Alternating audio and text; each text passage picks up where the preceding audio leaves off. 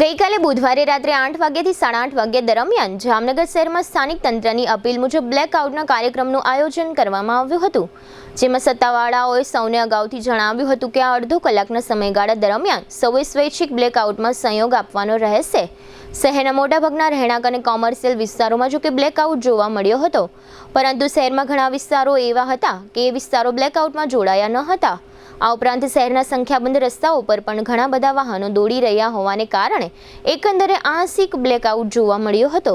જો કે શહેરના એરિયલ વ્યૂમાં એકંદરે બ્લેકઆઉટ જોવા મળતો હતો, પરંતુ આ વ્યૂમાં પણ શહેરમાં સંખ્યાબંધ લાઇટો સાથે જોવા મળી હતી।